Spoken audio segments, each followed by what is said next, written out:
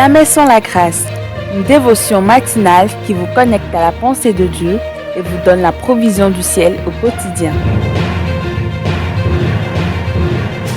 Bonjour chers amis, chers internautes, chers téléspectateurs, nouvelle journée, nouvelle provision.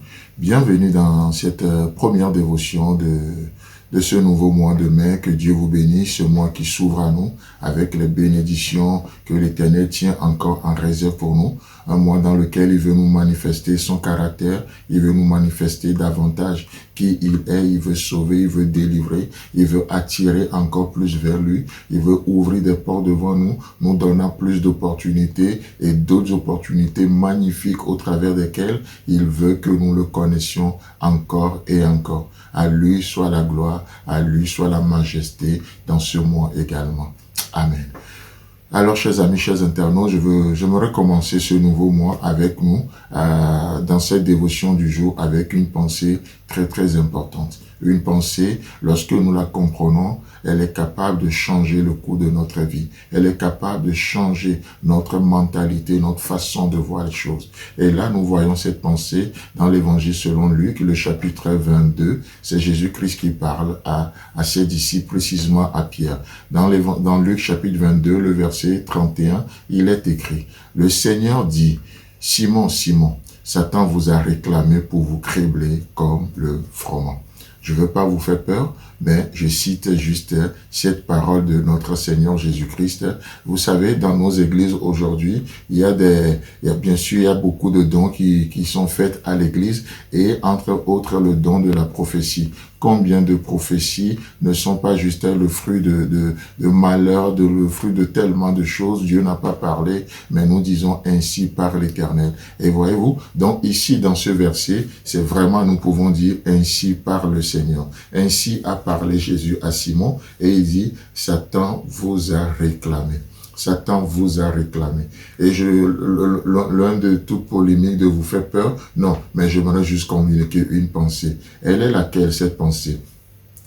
Lorsque nous considérons le verbe réclamer, qui est utilisé par Jésus-Christ ici, ça veut dire demander pour soi. Ça veut aussi dire réclamer quelqu'un qui est sous le pouvoir d'un autre.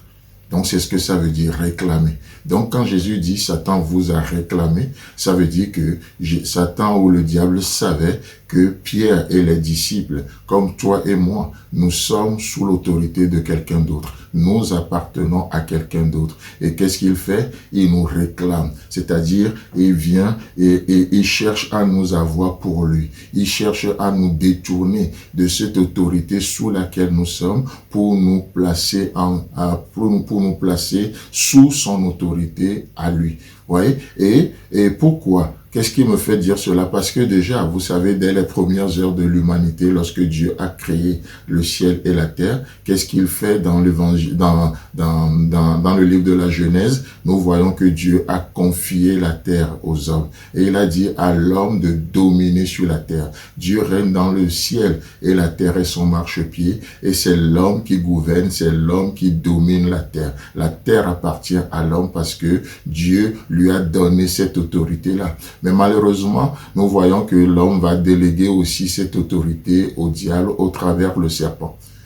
Et qu'est-ce qui va se passer? L'homme sera assujetti. Au lieu d'assujettir la terre, au lieu d'assujettir tout ce qui se fait, d'être le patron sur la terre, l'homme sera plutôt assujetti. Alors que la terre lui appartenait. Et c'est pour ça, Dieu savait qu'en venant sur la terre, tout esprit qui vient sur la terre et opère en dehors de l'être humain est illégal. Alors Dieu lui-même, en décidant de venir sur la terre pour sauver les hommes, qu'est-ce qu'il a fait? Il est devenu un homme. Nous parlons de l'incarnation, Emmanuel, Dieu qui est devenu un homme pour sauver les hommes. Et le diable aussi sait qu'en tant qu'esprit, il ne peut pas agir sur la terre en dehors de l'être humain, ce serait illégal. Alors qu'est-ce qu'il fait? Il réclame les êtres humains. Il nous réclame. Et au travers des hommes, il véhicule ses pensées. Au travers des hommes, il véhicule la culture de son royaume, le royaume des ténèbres, et j'en passe. Donc aujourd'hui, qu'est-ce qui se passe? Alors que Dieu, où nous appartenons à Dieu, nous sommes ses enfants, nous sommes ses disciples, et nous sommes sous son autorité. Dieu veut véhiculer au travers de vous et moi aujourd'hui la culture du royaume des cieux. Alors le diable cherche aussi, il réclame des gens, il réclame des vies. D'ailleurs, c'est pour ça que dans Galates chapitre 5, le verset 16, il est écrit, je dis donc, marchez selon l'esprit et vous n'accomplirez point les désirs de la chair. Chers amis, chers internautes, ce mois, ce jour est un jour déterminant. Dieu nous veut. Pendant qu'il cherche un homme, le diable réclame des vies. Mais aujourd'hui, nous sommes exhortés à marcher selon l'esprit et les désirs de la chair seront mis de côté. Que Dieu vous bénisse. Si vous avez aimé cette émission, parlez-en à vos amis. Parlez-leur du message de la grâce et de ce qu'il fait dans vos vies. Pour un sujet de prière, une question ou pour devenir partenaire, contactez-nous au 00229 94 75 80 20. Que Dieu vous bénisse et à la prochaine. En attendant, pensez avec Dieu.